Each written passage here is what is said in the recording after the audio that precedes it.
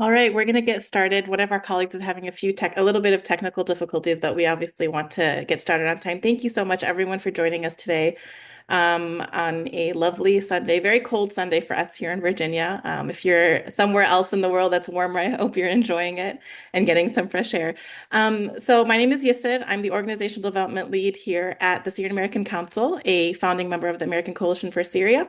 And today we wanted to hold a conversation around a very timely and important topic, sanctions, talking a little bit about the history of sanctions, of course, the recently announced GL 24, the implications and the meaning, as well as kind of the pathway forward. We're going to have commentary from our colleague, Samir Salbunji, who is our staff attorney as well as a policy officer. And then, of course, Qutaiba Idilbi, who is our senior policy advisor, who's going to kind of give us the lay of the land, state of play, I would say, on sanction policy moving forward, looking as we look forward to this next, especially this next administration. As you know, we received questions prior to the conversation to help our team obviously prepare, make sure they were well informed on the topics that are of interest to our community. And so hopefully we'll answer your questions. If there is any time before the end of the hour, we'll open it up again once more to a question and answer conversation. So, hi everyone. I am going to provide kind of a brief overview on sanctions and understanding the US sanctions on Syria. And I think first I wanted to kind of start off with some introductions. First, what are sanctions? Sanctions are economic restrictions on another country or on foreign persons, and they're employed as a political tool to influence foreign behavior or policies, specifically to compel behavioral change and protect US national security. The impact of these sanctions can be significant because they usually implicate cutting off blocked persons from the global financial system, and in the case of comprehensive sanctions against a country, affecting global trade dynamics and leading to economic isolation for the targeted nation. Where do sanctions come from? I think the next slide, you said. So, constitutionally, Congress has the power to regulate interstate commerce. Congress can also reasonably delegate some of its powers to the executive and grant the executive branch authority to regulate some of the things Congress regulates. The president also already has wide latitude over foreign affairs and national security and has the power to declare national emergencies.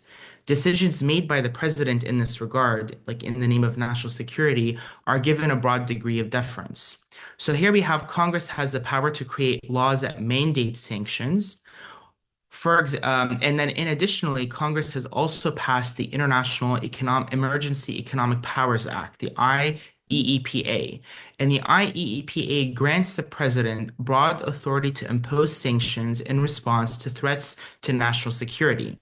So the president can also impose sanctions in addition to Congress through what is called executive orders. And these executive orders come in response to national emergencies that the president has to declare. So, in terms of the legal authorities for sanctions, we have two types. Sanctions legislation, which come from Congress, and an example of that is the Caesar Act. And then executive orders, which come from the president. An example of that is Executive Order 13582, which I'll go into detail further.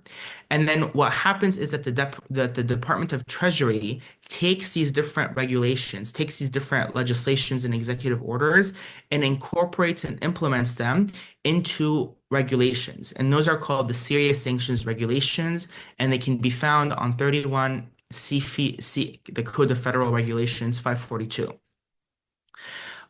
What is meant by a national security threat? A national security threat is legally defined as a threat to the national security, foreign policy, or economy of the United States. So the president is able to regulate international commerce by imposing sanctions and other restrictions in situations where the president has declared a national emergency due to foreign national security threats. Next slide.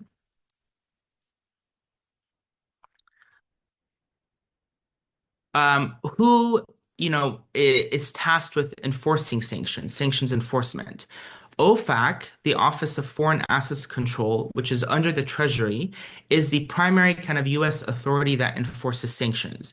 And they decide who to designate, who to sanction, and they monitor compliance, and they can bring civil enforcement actions against violators. The State Department also makes foreign policy national security findings, and they can impose visa sanctions against individuals. The Department of Commerce is the one that handles all export-related restrictions, and that also includes export license applications. And then the DOJ, the Department of Justice, can bring criminal charges for sanctions violations and related activities that often interact or come along with sanctions violations. And that includes money laundering, support for terrorism, or foreign corruption. Next slide. So some definitions. I feel that many of you guys might have heard of these, of terms like sectoral sanctions or secondary sanctions or comprehensive sanctions, and you don't really know what they mean. So what do these mean? And first, I'll just kind of start by saying that all of these sanctions are, kind of present or imposed on Syria. Regime-based sanctions are similar to sectoral sanctions. They're broad measures that target current or former regimes accused by the US of engaging in activities deemed to be a threat to US national security interests. These measures try to pressure governments and achieve systemic change. Sectoral sanctions are broad measures against key sectors of a country's economy or entities in them, usually because of their links to government decision makers. For example, two sectoral sanctions that have been issued, that have been kind of imposed on Syria are against the oil and gas industry and the banking sector. List-based sanctions are specific measures that target and designate individuals, entities, or vessels whose activities are deemed malicious, illegal, or harmful to national security interests. List-based sanctions are basically designed to be precise and focused against targeted individuals, and they avoid broad measures that might affect entire populations. Now, secondary sanctions apply to third country persons and dealings that do not have a US nexus. They aim to pressure non-US persons, so foreign people, to stop dealing with sanctioned persons or sanctioned countries by threatening to cut them off from access to US markets and financial systems. Secondary sanctions are unique, and they're only pretty much practiced by America. They're also less commonly imposed. A really good example of secondary sanctions is the Caesar Act. The Caesar Act does not apply to US persons. It applies to foreign persons. And it basically takes what has already been prohibited on US persons and expands it and prohibits foreign persons from engaging in the same conduct. Now, comprehensive sanctions often amount to an embargo. They're the most restrictive. They target an entire country or geographic region, and they prohibit nearly all forms of economic, trade, and financial interaction, and restrict access to most goods and services. Syria, North Korea, Iran, and Cuba are under comprehensive sanctions. Comprehensive sanctions prohibit financial transactions with the country's government or entities within its jurisdiction, investments in the country, access to international banking, shipping and transportation, the import and export of all goods, services, and technologies, except for humanitarian exceptions like food and medicine. So in Syria's case, for example, you chiefly cannot import petroleum or petroleum products, but most other imports are allowed, but exports of US goods or US services are not allowed, except for food and medicine. And they also come with usually some diplomatic restrictions as well. Next slide. So, I believe Qutaiba might have discussed this, but US sanctions on Syria were primarily aimed at curbing the Assad regime's human rights abuses, support for terrorism, and its illicit behavior and efforts to undermine regional stability. Next slide. The main architecture of US sanctions. So there are kind of different components of sanctions. People sometimes think that sanctions were imposed in 2011, after the revolution, but no, actually sanctions predate that and they go all the way back to 1979. In 1979, Syria was designated as a state sponsor of terrorism due to its support and harboring of Palestinian militant groups, and also later on due to its actions during the Iraq War. In 2003 to 2004, there was a piece of legislation called the Syria Accountability and Lebanese Sovereignty Restoration Act, often called a SALSA or the SAA, Syria Accountability Act. In 2012, there was the Syria Human Rights Accountability Act, and that was passed under the Iran Threat Reduction Act, or the ITRA. In 2019 to 2020, there was the enactment of the Caesar Act, which was passed under the National Defense Authorization Act. And then there have also been 9 executive orders issued that basically authorize or impose sanctions on Syria between 2004 to 2019. And so I'm going to go into a little bit of detail about most of these sanctions. Next. But before kind of talking about the sanctions, I want you guys to remember, putting aside the Caesar Act, that all sanctions that I'm going to be discussed apply to U.S. So they basically prohibit U.S. persons from engaging in certain behavior.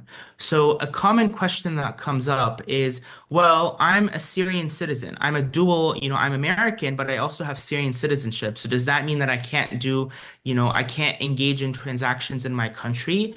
And the answer is yes.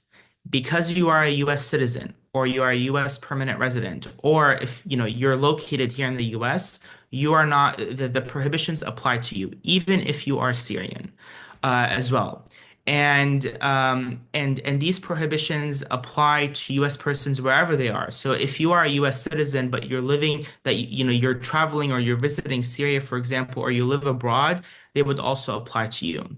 So who is covered? A U.S. person, as I mentioned, means a U.S. citizen wherever located, a U.S. Permanent resident, a person in the United States. And additionally, also any entity that is organized under the laws of the US, as well as its foreign branches, and any entity also located in the United States. So if I have a US nonprofit organization or a company that's incorporated here in the US, I can't, that company would be considered a US person and it can't engage in prohibited transactions. And the foreign branches of that company would also kind of not be able to engage in those transactions. Now, whenever someone is blocked, a U.S. person can't engage in transactions with that person. A U.S. person cannot provide or receive funds, goods, or services to or from that person. Um, Sorry, one second. And they also cannot they cannot evade or attempt to evade sanctions and these prohibitions. So again, when a person is blocked, so let's say a Syrian government official has been blocked, a U.S. person, which includes a citizen, a permanent resident, a person located in the U.S., or a company or an organization that has been kind of formed under the laws of the U.S., they cannot provide or receive funds, goods, or services to that blocked person. They also can't evade or attempt to evade sanctions, and they can't cause a violation. So they can't basically, work around a third person from a different country to basically go around these sanctions prohibitions because they are, in that case, causing the foreign person to violate U.S. sanctions. OFAC follows a strict liability standard. This is very important. That means it does not matter if you know you are violating sanctions or not. A U.S. person can be held strictly liable for sanctions violations, even if they had no knowledge that they were engaged in prohibited transactions. Next slide. So in 1979, Syria was designated as a state sponsor of terrorism, and it was imposed due to Syria's alleged support for and harboring of Palestinian militant groups like Hamas, the Palestinian Islamic Jihad, and the Popular Front for the Liberation of Palestine, as well as Hezbollah. Later on, during the Iraq War, Syria was also accused of facilitating the flow of foreign fighters and arms into into Iraq. Next. What does this designation entail, or what are the consequences of this designation? Being designated as a state sponsor of terror means that the US is prohibited from providing any assistance or economic aid to the government of Syria. It means that the sale or export of any defense articles or like arms or services to the country is prohibited. Anything that can basically enhance the military potential of a state sponsor of terrorism is prohibited.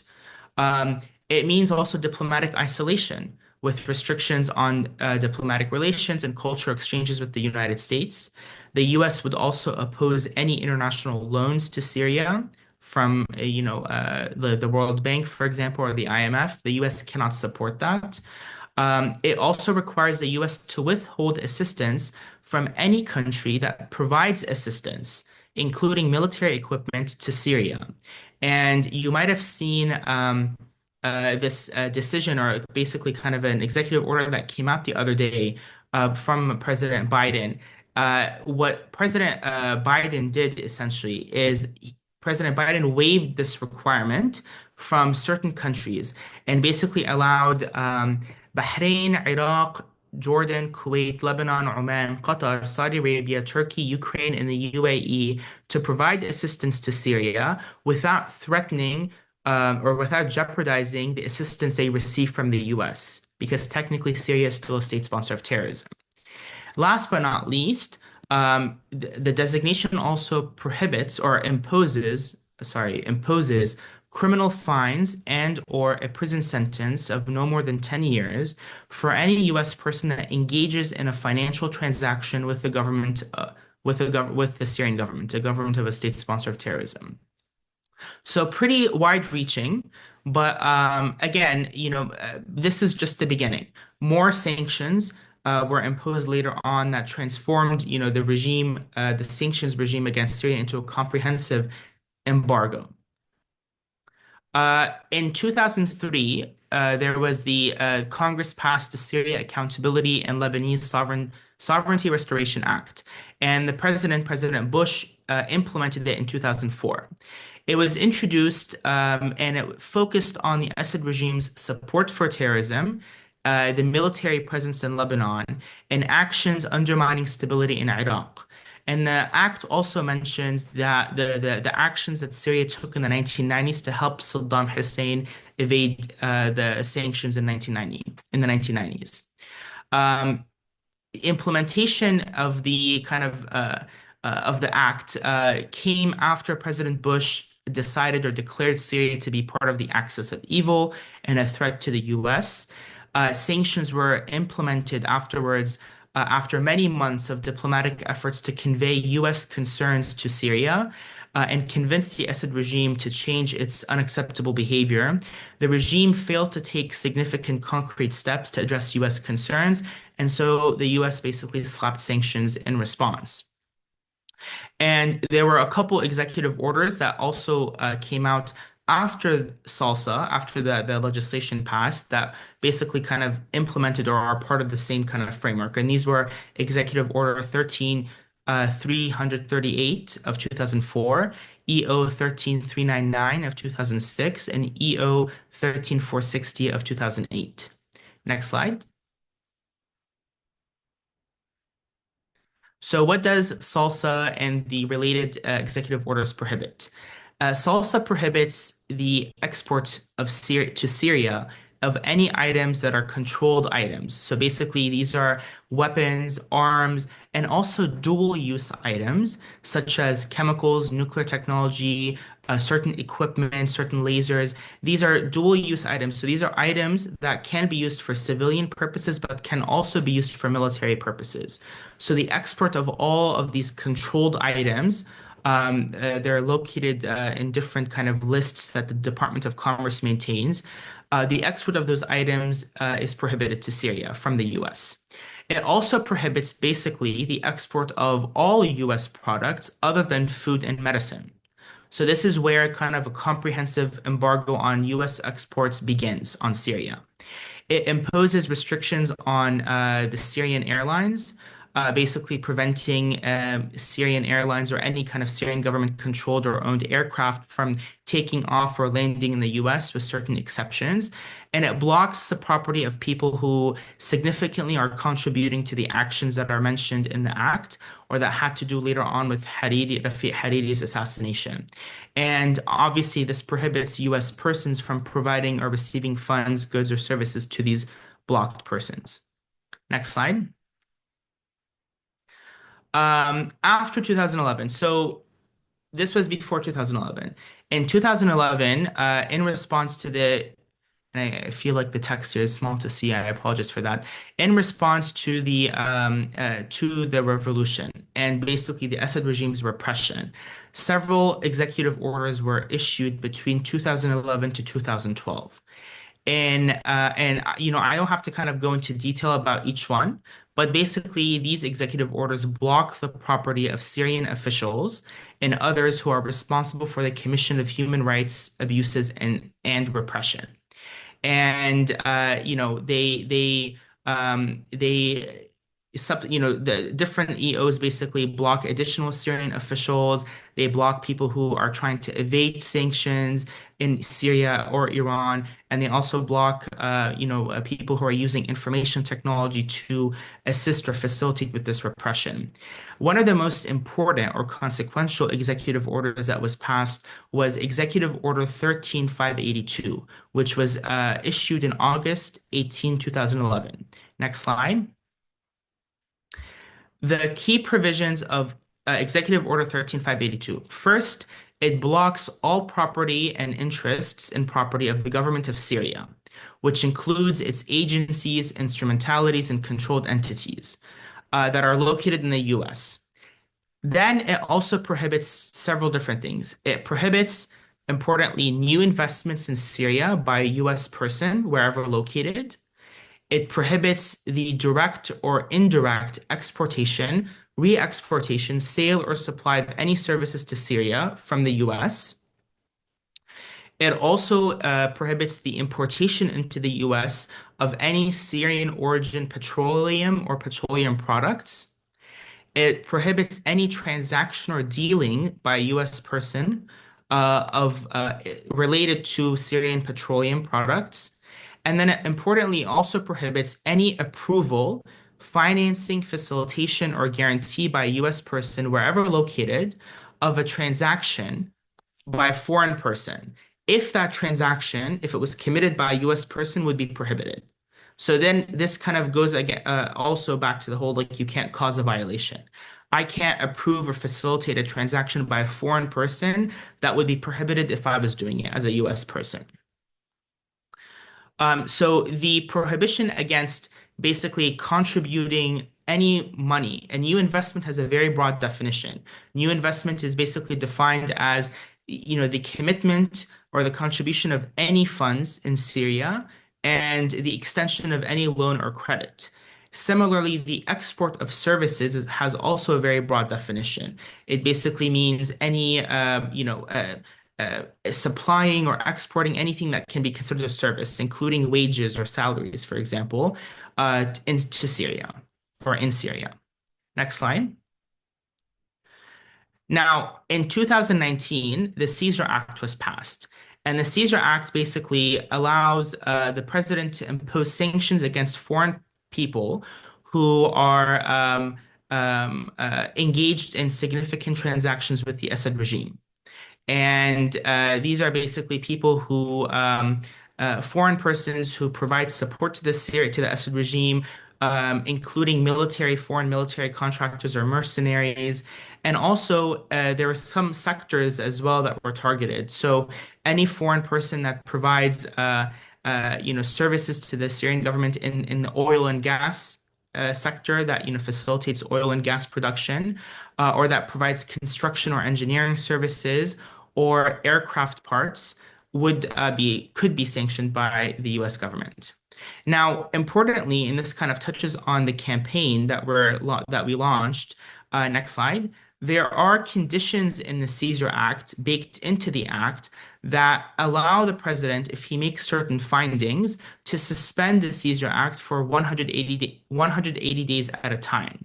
And these are basically conditions that kind of relate to, Syria not using its airspace to target civilians, bombing civilians, lifting sieges on civilian populations, releasing political prisoners, no longer deliberately targeting medical facilities, that the Syrian government is taking steps to destroy its chemical weapons stockpile, that it's basically permitting the safe and voluntary return of displaced Syrians, and also that it's taking steps to basically ensure accountability for perpetrators and kind of work on transitional justice.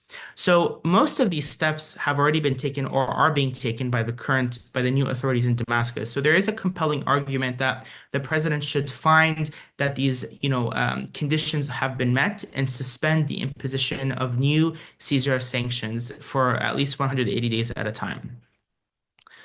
Now, I mentioned, all the prohibitions. Next slide. With these prohibitions, there are also certain exceptions.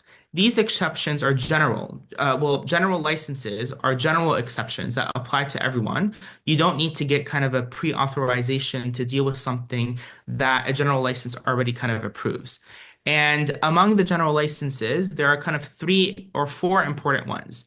One is the general license that permits people, including U.S. persons, to send personal remittances to Syria. So a personal remittance means a non-commercial, payment to family and friends in Syria. You can send that money to Syria. Another general license allows NGOs to basically provide services and support efforts that directly benefit the Syrian people in various kind of explicitly, specifically mentioned, humanitarian projects. And these include, food, medicine, sanitation, water, democracy building, education, non-commercial development, protecting cultural heritage sites, protecting the environment or natural resources, and also peace building and disarmament efforts. And then General License 22 allows U.S. persons to make new investments and provide services in northwest and northeast Syria. This was before, this was when the regime was still there. Basically, areas that were outside of the regime's control, you could engage in transactions that were otherwise prohibited in Syria and that are commercial and kind of applied to, several economic sectors like telecom, agriculture, construction, finance, clean energy, water and waste management, manufacturing, trade, etc. And then most recently, there was General License 24 that was issued. And General License 24 basically the way OFAC uh, interprets it, or the way it's being seen, is it's basically lifting the Caesar Act restrictions and allowing foreign countries to engage to basically supply oil and gas and electricity to the government of Syria and engage in transactions with the government of Syria. It also basically allows people to send remittances through the Central Bank of Syria. The Central Bank of Syria is sanctioned. And it also, yeah, that's pretty much it. It basically permits certain payments to the government of Syria.